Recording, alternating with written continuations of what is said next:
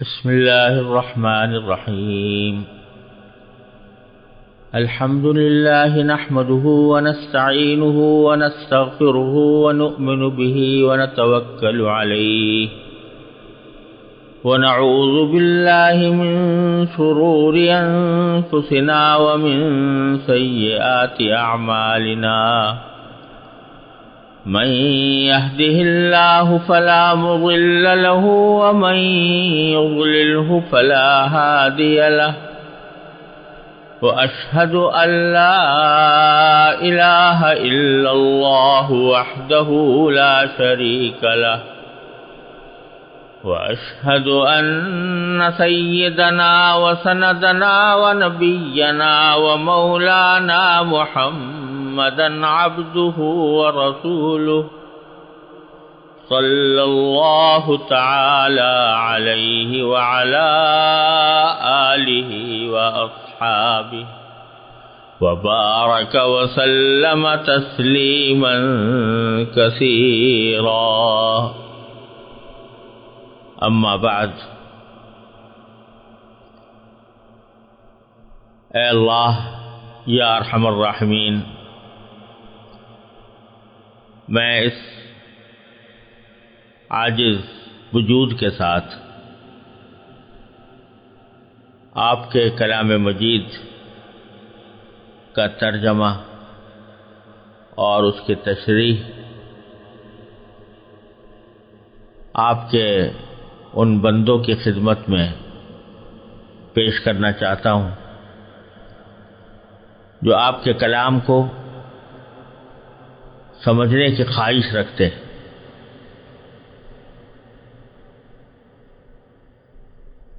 آپ کے اس عظیم کلام کا ترجمہ اور تشریح حقیقت تو یہ ہے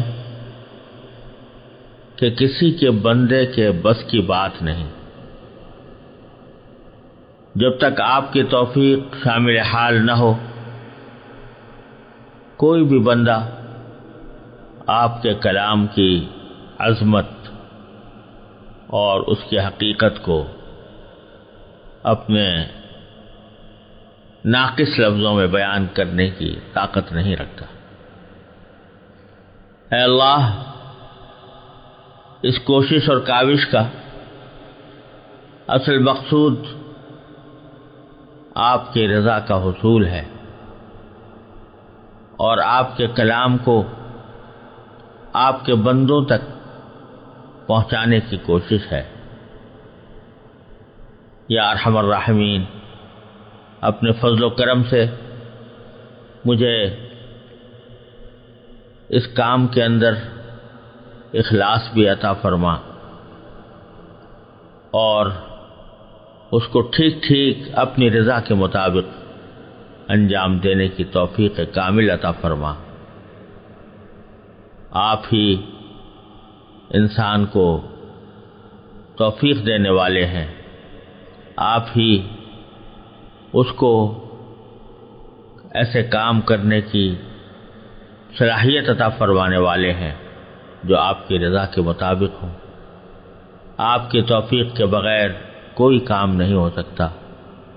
اے اللہ، اپنے فضل و کرم سے مجھے اس کی توفیق عطا فرما، اس کو سننے والوں کے لیے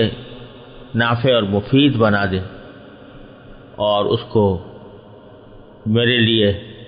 اپنی رضا کامل کے حصول اور اس کو صدقہ جاریہ بنانے کی توفیق عطا فرما. آمین ثم آمین. قرآن کریم کی صحیح تفسیر اور اس کا ترجمہ سننے اور سمجھنے سے پہلے قرآن کریم کے بارے میں چند ضروری باتیں ہیں جن کا جاننا اور سمجھنا اس لیے ضروری ہے کہ ان کو سمجھے بغیر اللہ جل جلالہ کے اس عظیم پیغام کو ٹھیک ٹھیک سمجھنا انسان کے لیے شاید دشوار ہوگا. لہذا قرآن کریم کا ترجمہ اور تفسیر شروع کرنے سے پہلے میں قرآن کریم کے بارے میں چند بنیادی معلومات سننے والوں کی خدمت میں پیش کرنا چاہتا ہوں، تاکہ وہ قرآن کریم کے بارے میں یہ جان سکیں کہ وہ کیا کلام ہے اور اس کے مقاصد کیا ہیں اور وہ کس طرح ہم تک پہنچا ہے۔ یہ بات تو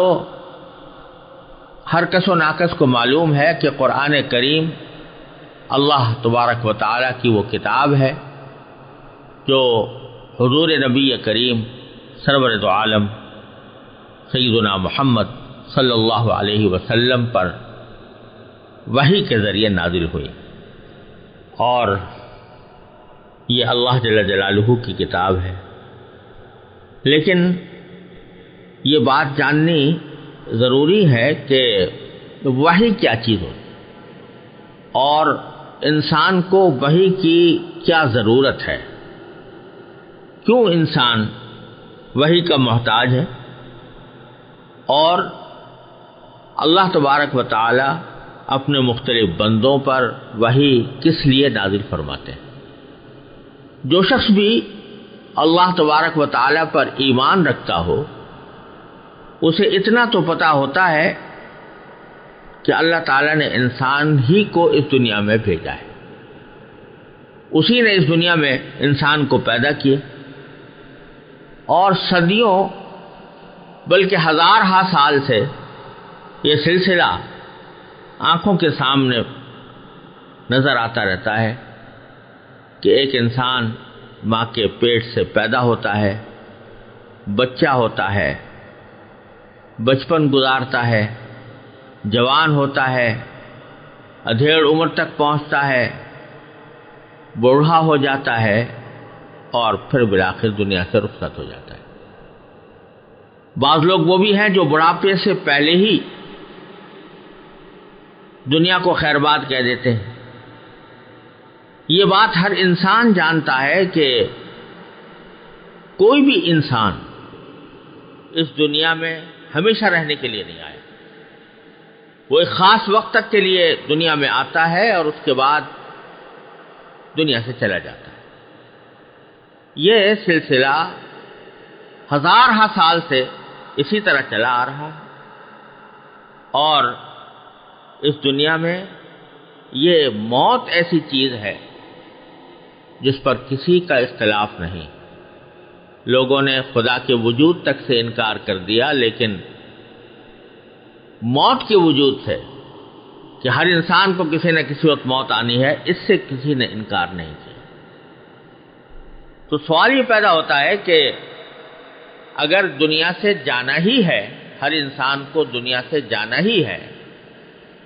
تو پھر دنیا میں آیا کیوں ہے؟ اگر اللہ تبارک و تعالیٰ نے اس دنیا میں بھیجا ہے تو اس کو کیوں بھیجا ہے؟ اس کا مقصد کیا ہے؟ یہ بات بالکل واضح ہے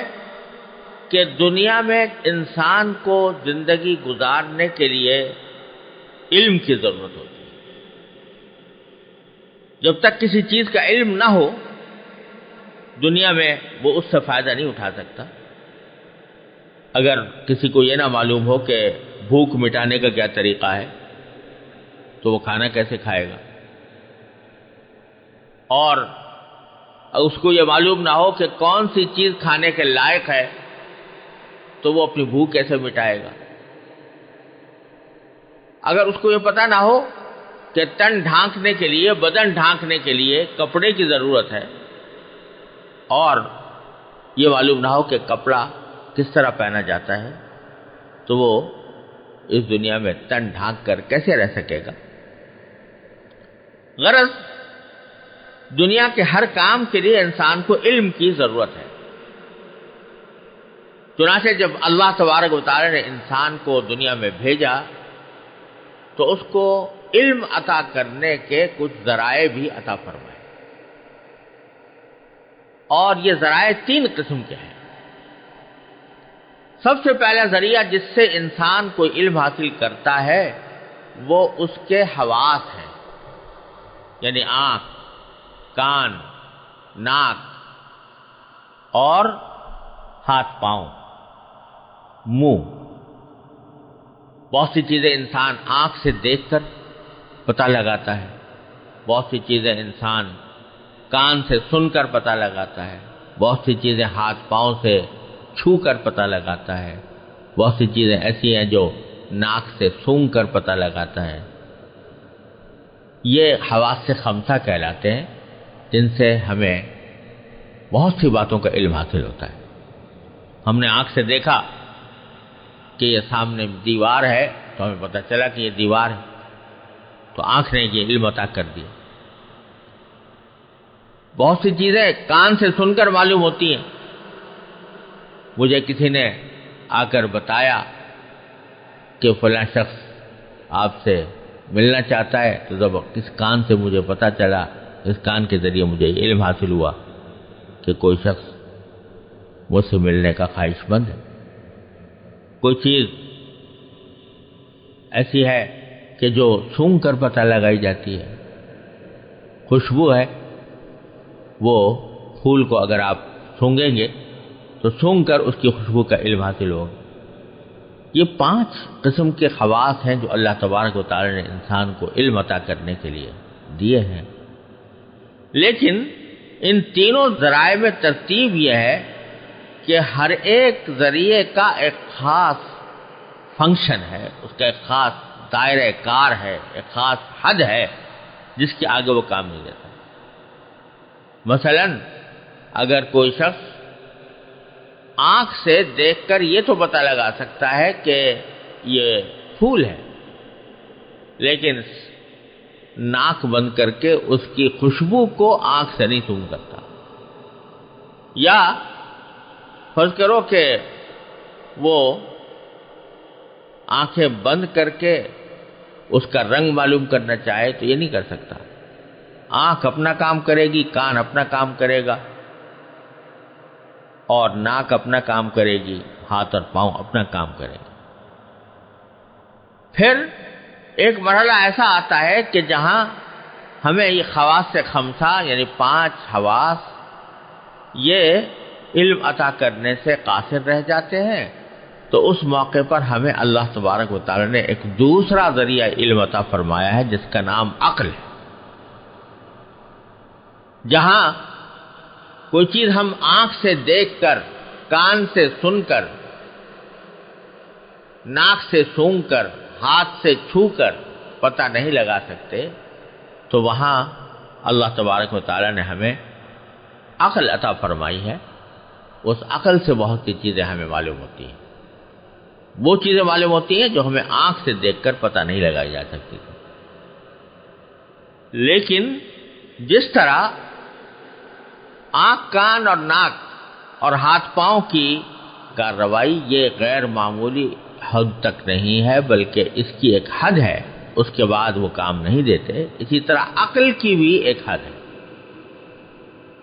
اور اس کے بعد وہ عقل، حواس خمسہ کے بعد اس عقل کی کارروائی شروع ہوتی ہے، اور اسی طرح عقل بھی ایک حد پر جا کر رک جاتی ہے، وہ بھی غیر محدود نہیں ہے۔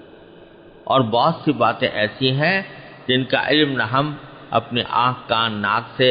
حاصل کر سکتے ہیں اور نہ عقل کے ذریعے۔ اس کی ایک مثال یہ سمجھیے کہ سامنے میرے اگر ایک دیوار ہے تو آنکھ سے دیکھ کر آپ کو یہ علم ہو جاتا ہے کہ اس کا رنگ سفید، لیکن اگر آپ اپنی آنکھوں کو بند کر کے صرف عقل کی مدد سے اس دیوار کا رنگ معلوم کرنا چاہیں تو یہ ناممکن۔ اسی طرح جن چیزوں کا علم عقل کے ذریعے حاصل ہوتا ہے وہ صرف حواس سے معلوم نہیں ہو سکتی۔ مثلا آپ صرف آنکھوں سے دیکھ کر یا ہاتھوں سے چھو کر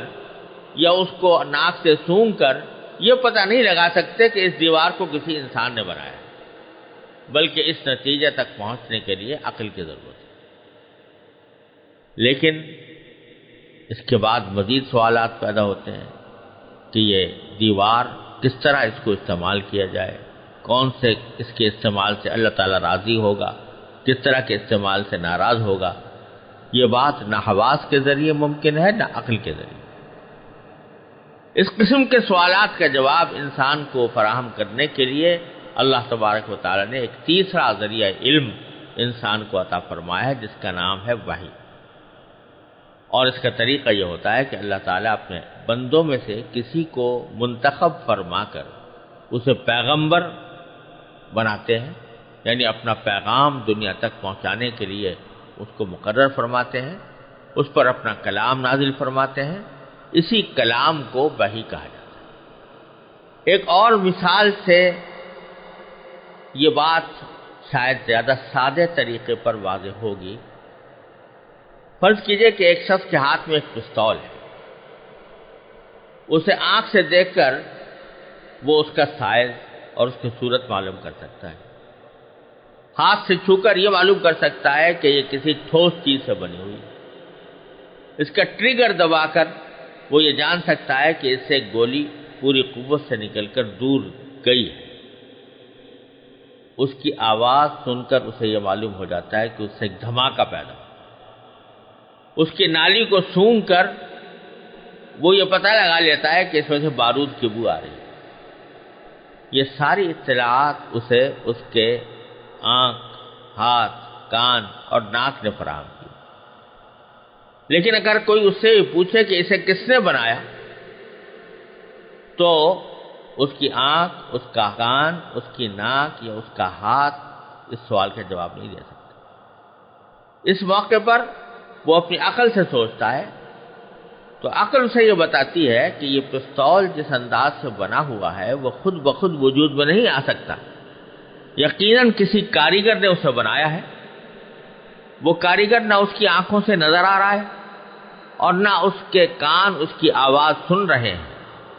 مگر اس کی عقل کے ذریعے اسے یہ علم حاصل ہو گیا کہ اسے کسی کاریگر انسان نے بنایا ہے۔ اب ایک اور سوال یہ پیدا ہوتا ہے کہ اس ہتھیار کا کون سا استعمال جائز اور کون سا ناجائز ہے۔ اس سوال کے جواب میں بھی عقل ایک حد تک تو مدد کر سکتی ہے۔ مثلا عقل سے سوچا جا سکتا ہے کہ اس ہتھیار کے ذریعے کسی بے گناہ کو قتل کرنا بہت برا کام ہے، جس کی اجازت نہیں ہونی چاہیے۔ لیکن پھر سوال پیدا ہوتا ہے کہ کس کو بے گناہ کہا جائے اور کس کو مجرم، اور کون سا جرم ایسا ہے جس کی سزا میں اس پستول کو استعمال کر کے کسی کو قتل کیا جا سکتا ہے۔ یہ ایسے سوالات ہیں جن پر اگر میں صرف عقل کی بنیاد پر غور کروں تو عقل مجھے الجھن میں ڈال دے گی۔ مثلا اگر ایک قاتل میرے سامنے ہے جس نے کسی بے گناہ کی جان لی، اس کے بارے میں عقل سے سوچتا ہوں تو کبھی عقل یہ کہتی ہے کہ اس قاتل نے ایک جیتے جاگتے انسان کو موت کی نیند سلایا، اس کی بیوی کو بے وگی کا زخم لگایا، بچوں کو بلا وجہ یتیم بنا کر انہیں باپ کی شفقت سے محروم کیا، اس لیے یہ مجرم اس لائق ہے کہ اسے بھی موت کے گھاٹ اتار کر دوسروں کے لیے عبرت کا سامان بنا دیا جائے۔ لیکن دوسری طرف وہی عقل ایک دوسری دلیل دیتی ہے، وہ کہتی ہے کہ جس مقتول کو مرنا تھا وہ تو مر گیا، قاتل کو قتل کرنے سے نہ وہ واپس آ سکتا ہے، نہ اس کی بیوی بچوں کو ان کا محبوب واپس مل سکتا ہے۔ اس کے بجائے اگر اس قاتل کو بھی قتل کیا جائے گا تو اس کے وہ بیوی بچے مصائب کا شکار ہوں گے جن کا بیچاروں کا کوئی جرم نہیں۔ یہ دونوں دلیلیں عقل ہی کے سہارے وجود میں آئی، اس لیے نری عقل کے بھروسے پر کوئی ایسا فیصلہ کرنا مشکل ہو رہا ہے جس پر سب کی عقل مطمئن ہو جائے۔ یہی وجہ ہے کہ آج کل دنیا میں ایک بہت بڑا مسئلہ یہ مختلف فی چلا آتا ہے، یعنی اختلافی چلا آتا ہے کہ آیا کسی قاتل کو موت کی سزا دینی چاہیے یا نہیں دینی چاہیے۔ یہ وہ موقع ہے جہاں نہ میرے حواس کوئی فیصلہ کن جواب دینے کے قابل ہیں، نہ میری عقل۔ اس موقع پر اللہ تعالیٰ کی ہدایت ہی درکار ہوتی ہے، جس نے انسان کو پیدا کیا۔ وہ یہ ہدایت اپنے پیغمبروں پر وحی نازل کر کے انسانیت کو فراہم کرتا ہے۔ اس سے یہ بات معلوم ہوتی ہے کہ وحی انسان کے لیے وہ اعلیٰ ترین ذریعہ علم ہے جو اسے اس کی زندگی سے متعلق ان سوالات کا جواب مہیا کرتا ہے جو عقل اور حواس کے ذریعے حل نہیں ہو سکتے، لیکن ان کا علم حاصل کرنا اس کے لیے ضروری ہے۔ اس سے یہ بھی واضح ہو جاتا ہے کہ صرف عقل اور مشاہدہ انسان کی رہنمائی کے لیے کافی نہیں، بلکہ اس کی ہدایت کے لیے اللہ تعالیٰ کی طرف سے نازل کی ہوئی وحی ایک ناگزیر ضرورت ہے۔ اور چونکہ بنیادی طور پر وحی کی ضرورت اسی جگہ پیش آتی ہے جہاں عقل کام نہیں دیتی، اس لیے یہ ضروری نہیں ہے کہ وحی کی ہر بات کا ادراک عقل سے ہی ہو جائے، بلکہ جس طرح کسی چیز کا رنگ معلوم کرنا آنکھ کا کام ہے، عقل کا کام نہیں، اسی طرح بہت سے دینی عقائد کا علم عطا کرنا بھی عقل کے بجائے وحی کا کام ہے، اور ان کے ادراک کے لیے صرف عقل پر بھروسہ کرنا درست نہیں۔ جو شخص اللہ تعالیٰ بچائے خدا کے وجود ہی کا قائل نہ ہو، اس سے تو وحی کے مسئلے پر بات کرنا بالکل بے سود ہے، لیکن جو شخص اللہ تعالیٰ کے وجود اور اس کی قدرت کاملہ پر ایمان رکھتا ہو، اس کے لیے وحی کی عقلی ضرورت، اس کے امکان اور اس کے حقیقی وجود کو سمجھنا کچھ مشکل نہیں۔ اگر آپ اس بات پر ایمان رکھتے ہیں کہ یہ کائنات ایک قادر مطلق نے پیدا کی ہے، وہی اس کے مربوط اور مستحکم نظام کو اپنی حکمت بالغہ سے چلا رہا ہے، اور اسی نے انسان کو کسی خاص مقصد کے تحت یہاں بھیجا ہے، تو پھر یہ کیسے ممکن ہے کہ اس نے انسان کو پیدا کرنے کے بعد اسے بالکل اندھیرے میں چھوڑ دیا ہو اور اسے یہ نہ بتایا ہو کہ وہ کیوں اس دنیا میں آیا ہے، یہاں اس کے بڑے ذمے کیا فرائض ہیں، اس کی منزل مقصود کیا ہے، اور وہ کس طرح اپنے مقصد زندگی کو حاصل کر سکتا ہے۔ کیا کوئی شخص جس کے ہوش و حواس سلامت ہوں ایسا کر سکتا ہے کہ اپنے کسی نوکر کو ایک خاص مقصد کے تحت کسی سفر پر بھیجے اور اسے چلتے وقت نہ سفر کا مقصد بتائے، نہ بعد میں کسی پیغام کے ذریعے اس پر یہ واضح کرے کہ اسے کس کام کے لیے بھیجا گیا ہے، اور سفر کے دوران اس کی ڈیوٹی کیا ہوگی؟ جب ایک معمولی عقل کا انسان بھی ایسی حرکت نہیں کر سکتا، تو آخر اس خداوند قدوس کے بارے میں یہ کیسے تصور کیا جا سکتا ہے جس کی حکمت بالغہ سے کائنات کا یہ سارا نظام چل رہا ہے؟ یہ آخر کیسے ممکن ہے کہ جس ذات نے چاند، سورج، آسمان، زمین، ستاروں اور سیاروں کا ایسا محیر العقول نظام پیدا کیا ہے، وہ اپنے بندوں تک پیغام پہنچانے کا کوئی ایسا انتظام بھی نہ کر سکے جس کے ذریعے انسانوں کو ان کے مقصد زندگی سے متعلق ہدایات دی جا سکے؟ اگر اللہ تعالیٰ کی حکمت پر ایمان ہے تو پھر یہ بھی ماننا پڑے گا کہ اس نے اپنے بندوں کو اندھیرے میں نہیں چھوڑا، بلکہ ان کی رہنمائی کے لیے کوئی باقاعدہ نظام ضرور بنایا ہے۔